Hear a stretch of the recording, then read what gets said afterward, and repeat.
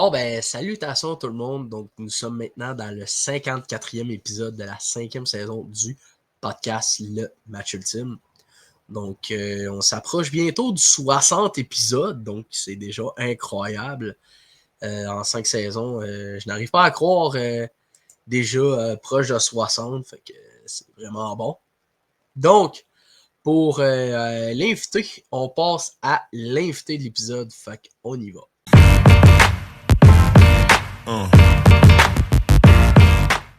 Donc, pour l'invité du 54e épisode, c'est un joueur des 3L de Rivière-du-Loup, anciennement pour les Sea Dogs de Saint-John, aussi pour les Tigres de Victoriaville et aussi pour les Remparts de Québec. On reçoit Olivier Mathieu. Salut Olivier! Salut Johnny, ça va bien? Ça va bien toi? Ça va très bien, très très bien. Merci d'avoir accepté l'invitation. C'est vraiment cool. Ça fait toujours plaisir de discuter avec du monde de même, les encourager aussi dans leurs projets, c'est le fun. C'est bon ça, fait que tu peux commencer à te présenter pour ceux qui écoutent ce podcast. On le voit, là, mon nom c'est Eli Mathieu, j'ai 26 ans, je viens tout juste d'avoir 26 ans à la fin de la saison 2025-2026, justement avec les 3L. Je joue pour les 3L depuis maintenant 3 saisons complètes, une demi-saison en 2022-2023, je pense. C'est ça, j'ai fait mon parcours junior majeur, j'ai été repêché à Saint John, 11e au total. Après ça, j'ai fait 2 ans, un parcours d'à peu près 2 ans avec les Remparts de Québec, 1 an environ avec les Tigres de Victoriaville, puis j'ai terminé avec les Foreurs, mais la COVID est arrivée, donc par la suite, l'année d'après, j'ai pas joué au hockey du tout. J'ai essayé de me faire prendre dans des BCHL, la Ligue en Colombie-Britannique, puis la Ligue en Alberta, ça n'a pas fonctionné. Donc, j'ai fini par juste finir mon deck au cégep. Je me suis dit, tant qu'à ça, je vais finir l'école, parce qu'il y avait juste l'école puis le travail qui fonctionnait dans ce temps-là.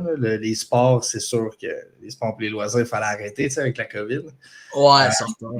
Ouais. Après ça, j'ai commit, là, je me suis enrôlé dans le fond là, avec l'Université de McGill. J'ai fait une saison avec la COVID. Après ça, ça n'a pas super bien terminé là, avec l'organisation des Redbirds de l'Université McGill. Donc, j'ai décidé de m'en aller vers le Senior 3 avant de faire le saut pour la Ligue nord-américaine. Finalement, entre-temps, je me suis blessé, je me suis cassé la main, j'ai eu une plus longue réhabilitation, ainsi de suite. Là. C'est une longue histoire. Là. Puis par la suite, je me suis enrôlé directement avec les 3L de Rivière-du-Loup à titre d'essai, vraiment, là, avec Fabien Dubé puis Éric Harlé. C'était vraiment un essai. Puis finalement, je suis tombé en amour avec le calibre de jeu, avec la ligue, l'organisation et tout. Puis, tu sais, c'est cliché de dire ça, mais vraiment, juste là, 3 ans, là, la ligue n'était pas ce qu'elle est rendue aujourd'hui. Là. Déjà, ouais, certain. On comptait les bâtisseurs de Cannes qui ont été là une saison, puis ça n'a pas super bien fonctionné. Il y avait beaucoup de joueurs qui ne sont plus là aujourd'hui. Beaucoup de joueurs qui sont là aujourd'hui qui étaient en plein milieu d'une carrière en Europe, par exemple. Là. Donc, ça fait pas mal le tour. Sinon, je ne sais pas si tu voulais que je parle de ce que je fais dans la vie, là, ou c'était plus par rapport au hockey. Là. C'était plus par rapport au hockey. C'est bon, c'est correct. On garde ça pour un autre appel. Là. Ça fonctionne. C'est bon. Fait que je vais commencer par la première question. Je sais que tu as joué pour les Foreurs de Val-d'Or pendant une partie de la saison. Quel a été ton meilleur moment suite à tout ça? Avec les Foreurs, ça? Ouais. Moi, je suis vraiment je suis un gars natif de Drummondville. Je suis parti à 14 ans pour le MJ3, puis pour le junior majeur et tout, l'université par la suite, mais j'ai tout le temps été un gars vraiment de la ville. Je n'ai pas vraiment fait de skidoo, 4 roues, pêche, chasse, quoi que ce soit. Puis on s'entend à Val-d'Or, il y a juste ça. Là. Ouais, certain. Pas à faire là, avec l'école. Donc là, c'était vraiment de sortir de ma zone de confort, ce que j'ai aimé, tandis que les 3 autres villes où ce que j'avais joué, c'était vraiment des villes où ce que le hockey était prédominant, tandis qu'à Val-d'Or, il y avait beaucoup de temps libre. Le temps libre qu'on passait, on n'allait pas, par exemple, je sais pas, là, on n'allait pas au restaurant, on n'allait pas prendre une bière avec les gars là, pour les gars majeurs, par exemple, ou quoi que ce soit. On n'allait pas chez d'autres gars jouer aux jeux vidéo, peu importe. On allait vraiment chasser, pêcher, trapper du lièvre, faire du skidoo, pêcher sur la glace. C'était, c'est bon ça. moi, honnêtement, j'ai trippé comme demi-saison, là, en réalité, toutes 2-3 mois, je pense, à Val d'Or. En plus, ça a reparti ma saison de 19 ans, que j'avais pas une très bonne saison junior majeur. J'ai eu aussi 2 coachs là-bas. J'avais Pascal Réaume, que je connaissais, c'est un gars de Sherbrooke, donc Midget 3. Je connaissais ses 2 filles, puis son garçon aussi, Nick, là, qui joue au hockey. Par la suite, il s'est fait congédier. Puis j'ai eu Dan Renault, qui est encore à l'emploi là, pour les Cataractes de Shawinigan, que j'avais eu à 16 ans à Québec. Donc, c'est sûr que je suis retombé dans des vieilles pantoufles avec un rôle offensif que j'ai trippé. Là, c'était superbe. Côté plus négatif, c'est la route. Là. C'était quand même long. Là. Ouais. Honnêtement, l'équipe la plus proche, c'était Rouen, puis après ça, c'est quand même Gatineau là, qui est à une coupe d'heure. Donc, on faisait quand même énormément de route. Dans les matchs que j'ai été là-bas, on a joué à Chicoutimi 2 fois, on a joué à Bécomo 2 fois. Je ne sais pas si vous êtes bon en géographie, là, le monde qui vont écouter le stream, là, mais c'est quand même assez long. Là. Bécomo, Val-d'Or, on parle d'un 12 heures d'autobus. Là, donc, c'est de manager aussi là, avec l'école et tout. Mais sinon, en tout et partout, j'ai vraiment trippé là, sur mon parcours pour les Foreurs. Ouais, c'est sûr. Puis surtout que Val-d'Or, c'est une ville qui est très loin là, au Québec, surtout. Puis comme tu as mentionné aussi, je sais que la ville la plus proche de Val-d'Or, c'est Rouen aussi. Puis sinon, Gatineau aussi, c'est quand même pas si pire. Mais c'est vrai que tu as effectivement raison que Val-d'Or, c'est vraiment quasiment une demi-journée de route pour y aller là. Ouais, on partait le matin, on pratiquait, mettons, ou sinon on partait dans la soirée, puis on passait la nuit en autobus, puis on se dirigeait vers, par exemple, Québec, peu importe. J'ai joué, je pense, 3 ou 4 matchs à Drummondville pendant mon temps avec les Foreurs, puis, je veux dire, avec recul, c'est un petit peu insultant là, de penser que tu joues dans ta ville, mais qu'il faut que tu fasses genre comme 16 heures d'autobus, back and forth, des retours pour te rendre. C'est un petit peu plate, là, mais c'est quand même, c'est le fun de prendre vraiment vraiment un pas de recul. Là. Pas en disant qu'ils sont arriérés là, niveau société ou peu importe. C'est juste que il n'y a pas de maison, il n'y a pas beaucoup de maisons avec des piscines, des sous-sols, on n'en voit presque pas. Les gars là-bas, ils travaillent quasiment tous dans des mines ou des compagnies remorquage, quoi que ce soit, là, déneigement ou dans l'industrie forestière. Puis les femmes, eux autres, sont beaucoup en niveau dans l'éducation puis au niveau de la santé. Donc, c'est vraiment, tu sais, on avait un mix de personnes qui sont super sociables, super humaines envers les femmes, les mères de pension et tout. Puis c'est une petite communauté. Donc, tout le monde suit les Foreurs à Val-d'Or. Tout le monde sait ce que les Foreurs. Certain. Je sais qu'aussi, tu as joué pour les Tigres de Victoriaville. Quelle a été ton impression suite à ça? Avec les Tigres, j'ai vraiment eu Écoute, je me suis fait échanger de Québec à l'arrivée de Patrick Roy. Puis, tu sais, on a comme vu le changement, là, vraiment. Là, Patrick voulait avoir une équipe à Québec à son image qu'il avait choisi. Il est arrivé comme dans l'été, puis il n'avait pas pu faire beaucoup d'échanges. Donc là, à la suite de mon échange à Victo, j'ai habité chez un de mes meilleurs amis d'enfance qui sont devenus pension pour m'accueillir. Donc ça, c'était vraiment cool. J'ai trippé. La ville, encore là, c'est sûr qu'il y avait une rivalité avec Drummondville. Là. Victo Drummond, c'est une grosse rivalité, tout le monde le sait. Mais au niveau de l'organisation, j'ai trippé, que ce soit le directeur général Kevin Cloutier, à Louis Robitaille, que j'ai eu comme entraîneur-chef les 2 moitiés de saison que j'ai faites là-bas. J'ai eu la chance d'avoir Carl Mallette, qui a gagné par la suite là, la Coupe avec les Tigres. J'ai eu Maxime Desruisseaux qui est rendu au Foreur aussi. Donc, tu sais, j'ai vraiment trippé au niveau de la ville aussi. Je connaissais quand même beaucoup de personnes parce que Victo Drummond, c'est quand même très près. Là, au niveau, on parle de comme une 50aine de kilomètres. Donc, j'allais souvent chez mes parents ou je faisais souvent des trucs avec des amis. Je pouvais avoir un côté social que j'avais un petit peu moins à Québec puis à Saint-John avant. Mais au niveau de l'organisation, encore une fois, j'avais une tante aussi qui travaillait pour les Tigres de Victoriaville. Donc, j'étais vraiment pas dépaysé, puis ça a rendu mon arrivée vraiment facile. J'ai joué là, avec les Tigres. Là, je sais que dans la Ligue nord-américaine, il y a Jérôme Gradel qui joue pour les Marquis de Jonquière, là, que j'ai joué avec lui au Tigres de Victoriaville. J'ai eu la chance de jouer avec Tristan Côté-Cazenave aussi à Rivière-du-Loup. C'est encore des bons amis. J'ai eu la chance de jouer avec des joueurs de hockey là, incroyables. Simon Lafrance, qu'aujourd'hui, il est dans la Ligue Magnus, puis il roule sa bosse. je jouais sur leur ligne, donc c'est sûr que ça fait différent un petit peu de ce que j'avais à Québec. Je jouais sur la 3e, 4e ligne, j'avais un rôle plus offensif. Ça m'a permis de compter une saison quand même de 20 buts avec les Tigres. Donc c'est sûr qu'au niveau, là, à tous les niveaux, là, je pense que c'était quand même positif. J'ai vraiment trippé. Ça s'est fini vraiment abrupt. Je ne pensais pas être échangé. Puis finalement, 3 minutes avant la date limite des échanges, j'ai eu un appel pour me dire que je me faisais échanger à Val d'Or. Donc, c'était un petit peu un coup de massue dans le front. Là, mais c'était quand même une très belle année là, qui a été splittée là, parce que j'ai fini une année à Victo puis j'ai recommencé l'autre année à Victo. Mais j'ai vraiment trippé là, mon année à Victoriaville. Ah, c'est bien ça. Je sais qu'aussi, tu as joué avec les Remparts de Québec. Avec Patrick Roy, comment était ta relation avec? Honnêtement, j'étais vraiment, j'étais un kid, là, j'avais, je pense, 18 ans quand Patrick était là, 18-19 ans. J'avais pas vraiment de relation avec Patrick Roy, dans le sens où ma relation était avec Philippe Boucher, que j'avais eu avant. Personnellement, je pourrais pas dire de choses négatives par rapport à Patrick. J'y souhaite, j'ai vu, mettons, qu'il s'était fait congédier, là, je trouvais ça plate parce que tu trouves ça plate pour n'importe qui. J'ai pas de mauvaise expérience avec lui, mais je peux même pas dire que j'ai une bonne expérience avec lui non plus. J'y ai quasiment pas parlé là, la demi-année que j'ai joué sous Patrick Roy, mais il y a une prestance. Là, il donne une pratique, il n'y avait pas de gants, pas de casque, pas de casquette, pas de sifflet. Là.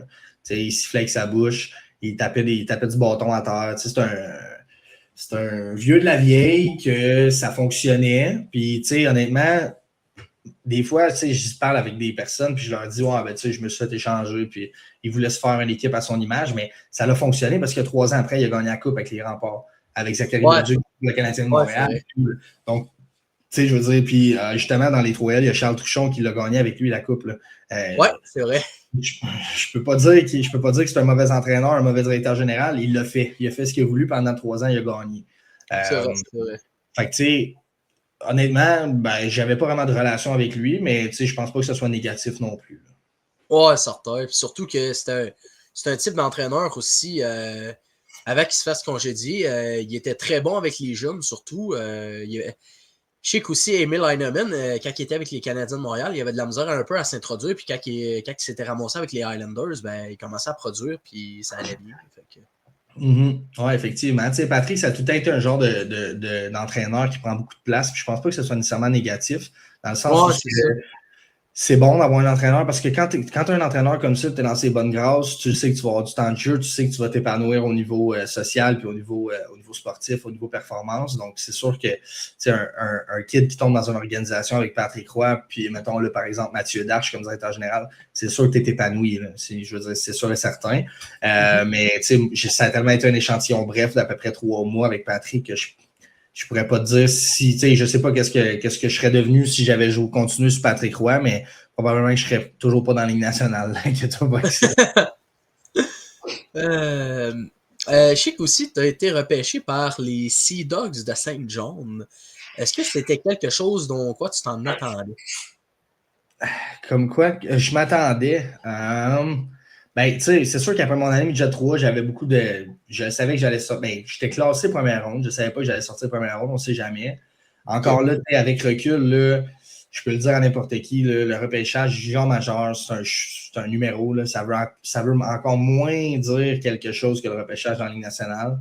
Tu es tellement jeune, tu n'as pas un poil en face. Et écoute, je me rappelle, j'étais assis dans les estrades à Charlottetown, puis j'étais classé 15e, je pense. Puis quand il est venu le temps des Sea Dogs, je me rappelle, les Voltigeurs avaient le pic juste après. Puis moi, j'étais un gars de Drummond, fait que j'étais comme, bon, peut-être que je vais sortir à Drummondville. Puis finalement, les Sea Dogs se sont avancés sur le podium, puis ils ont annoncé mon nom. Puis à partir de ce moment-là, je ne pourrais même pas décrire ce que je ressentais, je ne me rappelle plus. Je ne me rappelle plus de rien. Je me rappelle de la journée en général. Puis j'étais avec mes parents, ma marraine. Puis c'était juste une journée complètement. Écoute, je ne sais même pas comment je pourrais te décrire ça. C'est juste. C'est quelque chose que je vais tout le temps me rappeler dans le sens où ce que je me rappelle de la journée en gros, là, en général. Le sentiment que, tu sais, être repêché première ronde, c'est beaucoup pour un kid de 15-16 ans. Là. Tu t'embarques sur un stage, tu fais des entrevues à TVA Sport, à RDS, toute l'équipe, la Ligue des gens majeures du Québec. Je parlais quasiment pas anglais. Là, aujourd'hui, je suis complètement bilingue, mais je parlais quasiment pas en anglais. Puis là, je suis drafté aux Sea Dogs, que toutes les entrevues sont en anglais. Les gars qui m'accueillent, on parle de Thomas Chabot, Bokonji Mama, Mathieu Joseph. Écoute, Joseph Veleno, d'ailleurs, là, que j'ai eu la chance de côtoyer quelques mois justement à l'organisation des Sea Dogs. C'était avec lui que j'avais un lien plus commun parce que lui, il avait le même âge que moi, mais il avait joué un an auparavant à cause de son statut exceptionnel. Donc, on se connaissait personnellement, on se connaissait très bien. On avait tout le temps joué contre. Donc, j'y parlais beaucoup. Ben, rendu là-bas, au Sea Dogs, le camp arrive, puis là, je pensais que j'étais assez bon pour me tailler un poste, jusqu'à temps que je réalise que il manque à peu près 15 joueurs parce que les gars sont tous à des camps professionnels. Là, les gars se sont mis à descendre, puis là, tu voyais mon nom descendre dans l'organisation, dans la hiérarchie organisationnelle, puis là, j'étais comme, ouais, peut-être que ça serait mieux que j'aille jouer Midget 3. Finalement, j'ai joué Midget 3, mais écoute, j'arrivais à peu près le lundi matin là, à Magog, Midget 3, j'allais pas à l'école quasiment, je pratiquais. Je repartais le mercredi en avion, mon père venait me chercher, il allait me porter à l'aéroport Montréal. Je repartais, je m'en allais à Saint-John, je revenais, je jouais 2 games, c'était vraiment quelque chose de... C'était surréaliste en fait, mais très belle organisation, aréna incroyable, une ville superbe, une ville sur le bord de l'eau, c'est une ville portière au Nouveau-Brunswick. C'était des paysans au début, mais une fois que tu t'adaptes, là, les gars là-bas, il y avait quand même beaucoup de Québécois, là, puis même Thomas Chabot, là, Mathieu Joseph et tout, là, c'était des gars superbes, là, des bons coéquipiers qui ils nous prenaient sur notre aile, même si je ne faisais pas partie de l'organisation en tant que telle encore. Mais j'ai trippé là-bas aussi, mais je pense que ça m'a fait du bien de pouvoir être échangé à Québec puis d'être dans une organisation plus jeune, plus près de la maison. Je n'étais peut-être pas rendu là non plus au côté de maturité sociale, là, d'être aussi loin de chez mes parents, je pense. OK. Je sais que tu as mentionné que tu as joué avec Thomas Chabot puis Mathieu Joseph et aussi Veleno. Comment a été ta relation avec ces 3 gars-là? Ben, tu sais, c'est difficile à dire, là, dans le sens que Thomas Chabot avait 19 ans, 18 ou 19 ans, je pense. Mathieu Joseph, 19 ans aussi. Je pense pas que j'avais une relation. Je pense que c'était du respect, là, dans le sens qu'ils m'ont tout le temps bien traité et j'ai pas de problème avec eux. Côté de plus Joseph Veleno, c'était avec Cédric Paris et Joseph Veleno, j'avais un lien plus fort un petit peu. Puis Alex Dorio, un gardien qui était là-bas à ce moment-là. C'est des gars que je côtoyais plus souvent aussi. On embarquait ensemble. J'avais pas d'automobile dans ce temps-là pour me déplacer. Okay, ouais. Mais tu sais, en tout et partout, là, c'était une organisation A1. Puis cette année-là, d'ailleurs, je me suis fait repêcher là. Il y avait un choix de première ronde, mais cette année-là, ils ont tout gagné. Là. On se sont rendus à la Coupe Memorial. Fait que d'avoir un kid de 16 ans dans leur organisation, c'était pas dans les plans. T'sais, un gars comme Joseph Veleno évoluait sur une 3e, 4e ligne, donc je savais que je n'allais pas percer l'alignement, on s'entend. Mais au niveau là, relationnel avec tous les joueurs et tous les comités entraîneurs et tout, là, encore Trevor Georgie là, qui est président, propriétaire et tout là, de l'organisation. Écoute, je le vois encore passer ses réseaux sociaux, puis je l'ai croisé dans une aréna à Drummondville l'année passée.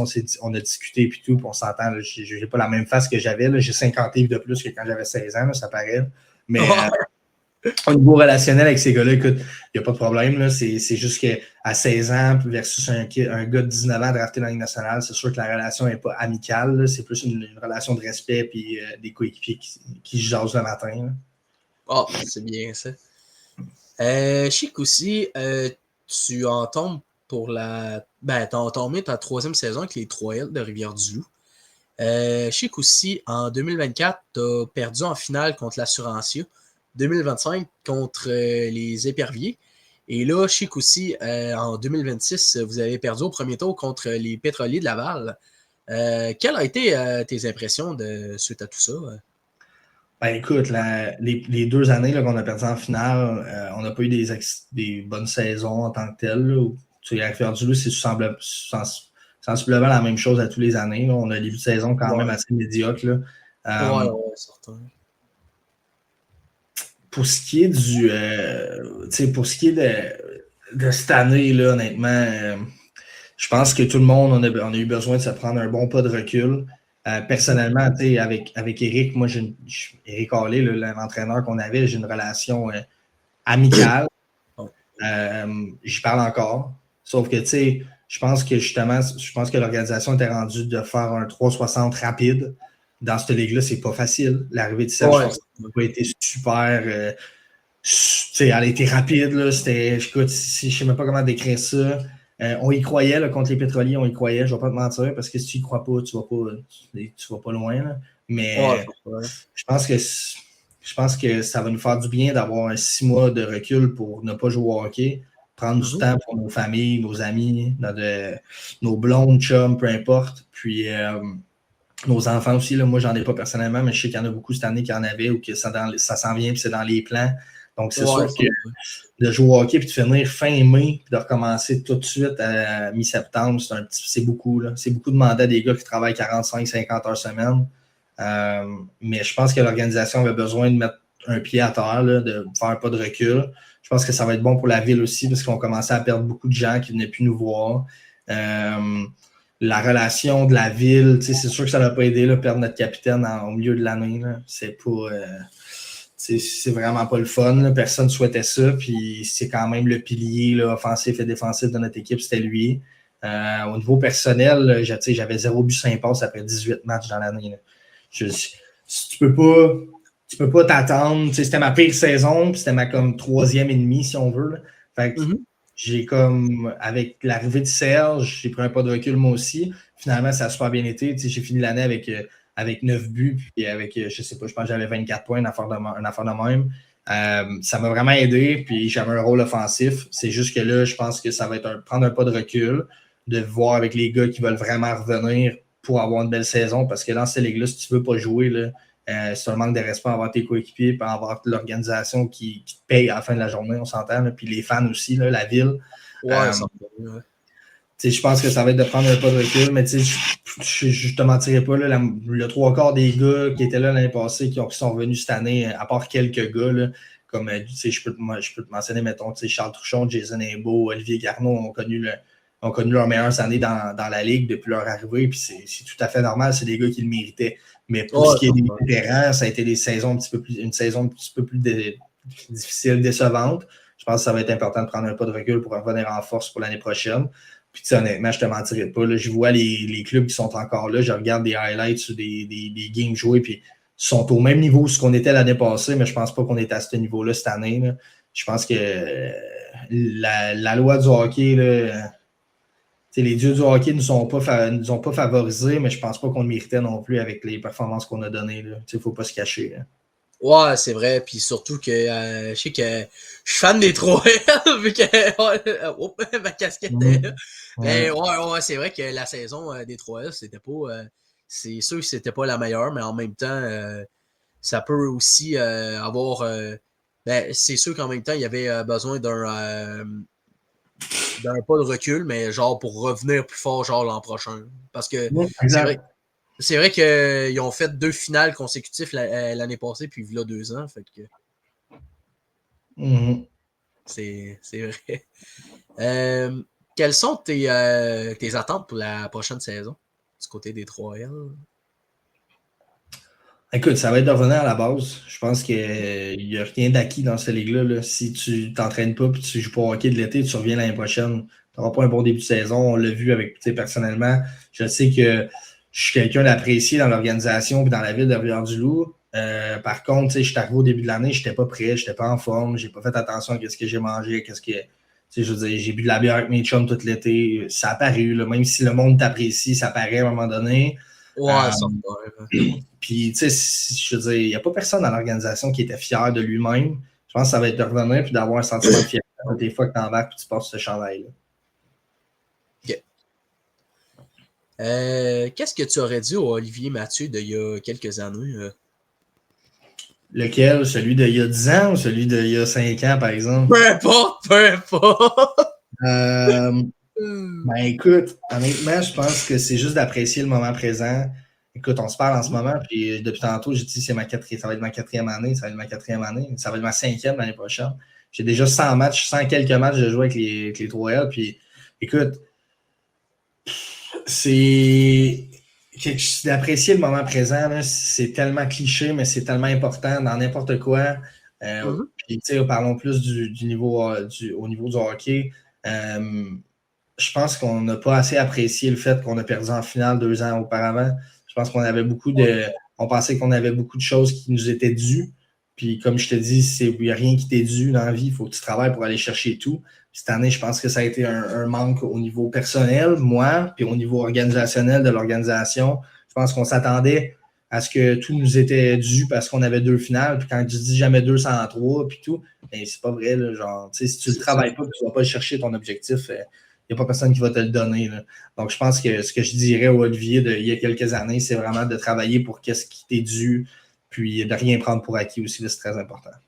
Ouais, surtout quand ça fait 2 finales de suite que tu perds, c'est sûr qu'il faut que tu travailles encore plus fort parce que rien n'est acquis, surtout parce que c'est sûr qu'en même temps, si admettons, tu as fait 2 finales de suite, puis tu te dis que ouais, on a fait 2 finales de suite, on sait qu'on va gagner, puis tu travailles pas, maintenant tu vas finir par frapper un mur, alors que si tu te mets à travailler pour, puis à devenir de plus en plus meilleur, là, c'est là que ça va porter fruit.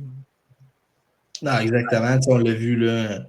On l'a vu cette année, je pense que tu l'as bien dit. Je pense qu'on a frappé un mur là, au niveau de l'organisation, du coaching staff, des joueurs. Je pense que ça va être de prendre un bon pas de recul, puis de rien prendre pour acquis, comme que je mentionne, d'arriver au camp après, puis de se faire du plaisir. Là. Ouais. On avait tellement pas de fun cette année. Là. C'est perdre, c'est pas le fun au hockey. Là. Perdre quand tu le mérites pas, tu mérites de gagner, c'est vraiment pas le fun, mais perdre quand tu le mérites, là, je veux dire, c'est quelque chose, c'est un sentiment de dégoût, t'es désappointé, t'es déçu, il n'y a rien qui va. Puis là, en plus, t'es pas dans une ligue où tu peux travailler sur toi-même la semaine puis travailler sur ton niveau hockey. Tu y touches pas à glace pratiquement. Donc, avec tes coéquipiers, je parle avec tes coéquipiers. Là.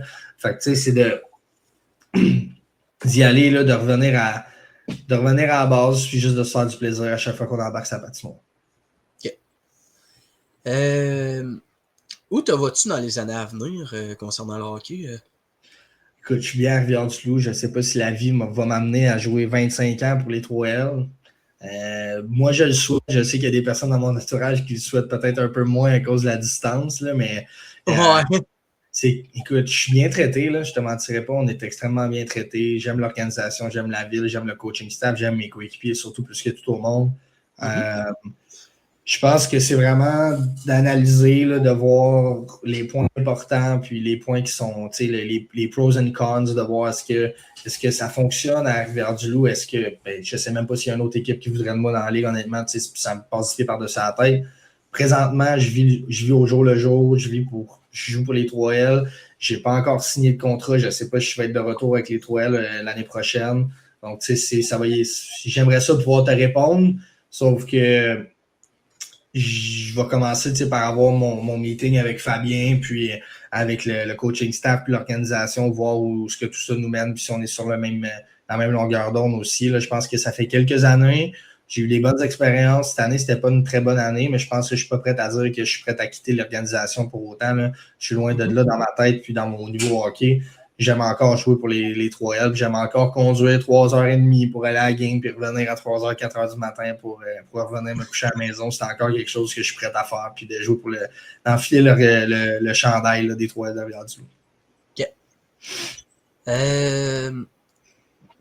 Quel conseil tu donnerais aux jeunes qui commencent le hockey? Je pense que je vais me répéter, là, mais de rien prendre pour acquis, juste d'avoir du plaisir. Là. Honnêtement, quand tu es plus vieux, de jouer dans une ligue de garage, c'est ton niveau de hockey le plus élevé que tu as dans la semaine ou au total de ta semaine. Puis je pense que c'est juste de te faire du plaisir, même que ça ne soit pas au hockey. Là. Dans la vie de tous les jours, si tu n'as pas de plaisir à faire ce que tu fais, tu n'as pas de plaisir à être dans un programme sport-études, à jouer au bantam trop haut, peu importe, mais fais-le pas parce que tu détruis toi-même, tu t'enlèves la passion d'un sport qui est incroyable à pratiquer. Je pense que c'est ça la beauté de la Ligue nord-américaine aussi, c'est qu'il y a beaucoup de jeunes qui rentrent dans cette ligue-là et ne s'en rendent pas compte à quel point cette ligue-là peut changer la manière que tu vois le sport parce que tu peux faire ce que tu as à faire la semaine. Tu n'y penses pas, tu travailles, tu vois tes chums, tu vois ta blonde, tu vois ta femme, tu vois tes enfants, tu vois ta famille. La semaine arrive, le vendredi à 2h, tu quittes la maison puis c'est go, on s'en va jouer au hockey, on s'en va se faire du plaisir, on s'en va récolter de l'argent. Puis je pense aussi que c'est une ligue qui est vraiment sous-estimée, là, sérieusement. Là. Il y a des joueurs dans cette ligue-là qui viennent du niveau de l'Europe, qui sont arrivés out of nowhere cette année, puis ils sont dominants, là, ça paraît pas, là, mais pour eux, c'est du hockey de très bon calibre. Puis un autre message que j'ai pour les kids là, qui vont peut-être écouter cette vidéo-là, c'est vraiment de fais quelque chose pour avoir le plus de niveau de fierté possible. C'est important d'être fier de ce que tu accomplis dans tous les sphères de ta vie. C'est important d'être fier, puis aie un entourage dans laquelle tu te sens aimé, fais quelque chose que tu aimes, puis reste pas dans quelque chose qui te tracasse ou qui t'amène de la négativité. C'est important de rester dans des choses que tu aimes, avec une famille que tu aimes, des amis que tu aimes. Si le monde ne sont pas là pour t'épauler, sors-les de ta vie. Puis si le hockey n'est pas pour toi, ben joue au baseball, joue au soccer, fais de l'art plastique, dessine, chante, fais n'importe quoi, mais fais quelque chose que tu aimes. Parce que j'ai vu beaucoup trop de personnes être des excellents joueurs de hockey qui ont continué à cause de leurs parents ou à cause de la pression de continuer à jouer au hockey. Aujourd'hui, ils ne jouent plus au hockey et ne regardent même pas une game de hockey. Ouais, c'est vrai. Donc, c'est important de faire quelque chose que tu aimes, d'être dans un entourage des gens qui t'aiment aussi. Donc, tu sais, je pense que le niveau de passion, s'il est là, continue puis travaille fort, mais s'il n'est pas là, c'est important de prendre un pas de recul puis juste de vérifier est-ce que ça vaut la peine de faire quelque chose dans lequel je me sens pas tout à fait à l'aise ou plus tout à fait à l'aise. OK. Est-ce que tu as des anecdotes drôles concernant le hockey? Les anecdotes drôles. Ben, écoute, c'est sûr que toutes les. Je parlerai pas de personne en particulier, là, mais toutes les. J'ai eu mon si on veut, là, comme une initiation quand j'étais avec les Sea Dogs, mais c'était plus un baptême de feu, si on veut. Là. Puis j'avais 16 ans, puis on m'a demandé de sortir dans un établissement où ils vendaient de l'alcool. Puis mon challenge, c'était d'avoir la carte d'identité d'un joueur de 19 ans. OK.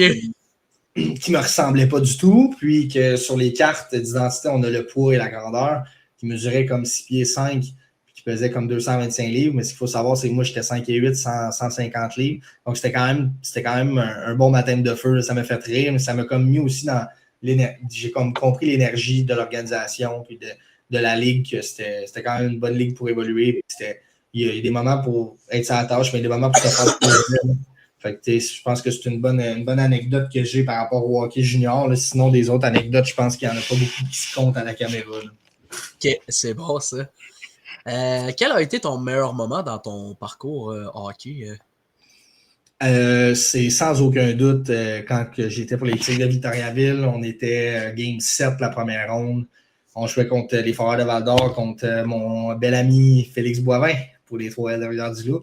Yes. Puis, on se rend en prolongation, puis finalement, je suis à la patinoire, puis ça fait 20 secondes que je suis à la patinoire, puis je reçois une passe de Simon Lafrance, puis Félix, il manque son jeu, puis je pars, puis je la mets dedans, tu sais, je score. Mais ce feeling-là, c'était incroyable. Scorer en prolongation, match numéro 7 dans le junior majeur, l'arène est pleine.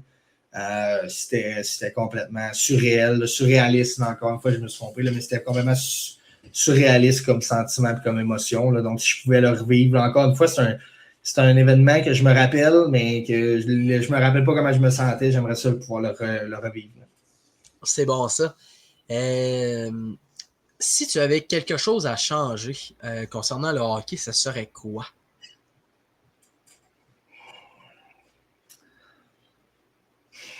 À changer la perception que notre ligue a là. Je vais parler plus de notre ligue, là, mais la perception que notre ligue a là, je pense que j'espère qu'il y a beaucoup de monde qui vont écouter ton podcast, honnêtement, parce que cette ligue-là a beaucoup à démontrer, beaucoup à gagner.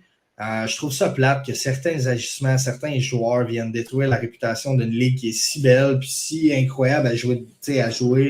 Je vois les sites journalistiques qui parlent de nous seulement quand il y a des choses négatives, seulement quand un joueur agresse un autre joueur là, puis que ça n'a pas de bon sens. Tandis que les performances des gardiens de but, l'année passée, Étienne Monpetit, 90 arrêts, 95 arrêts dans un match, ça n'a pas d'allure. C'est important d'en parler, c'est le fun.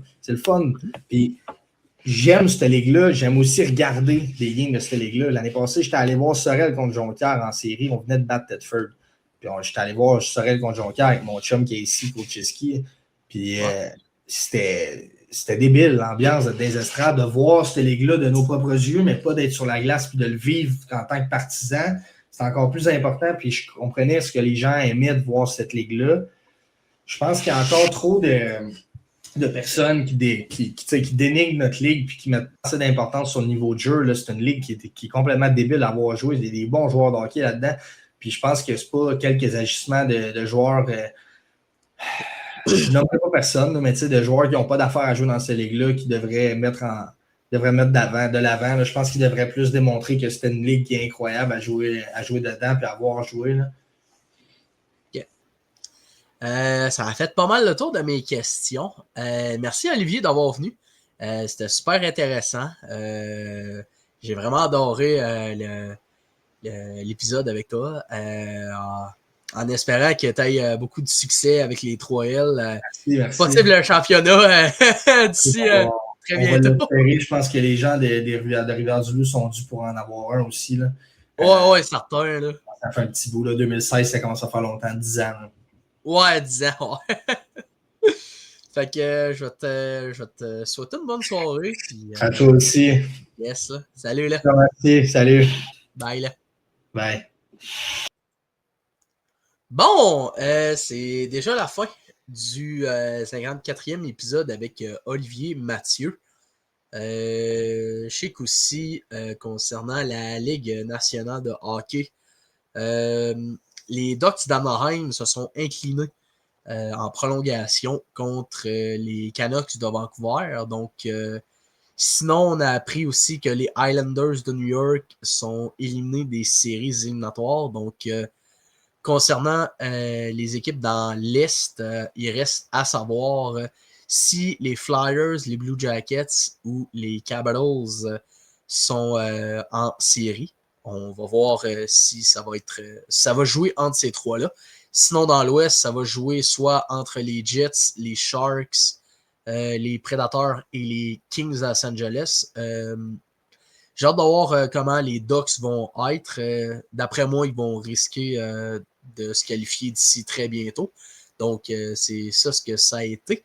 Donc, pour ceux qui ont adoré cet épisode du podcast Le Match Ultime, n'hésitez pas à lâcher un like, vous abonner à la chaîne YouTube Le Podcast Le Match Ultime. Aussi la page Facebook et la page Instagram. Donc, pour le prochain épisode, je vais vous tenir au courant. Donc, je vais vous dire à la prochaine. Ciao!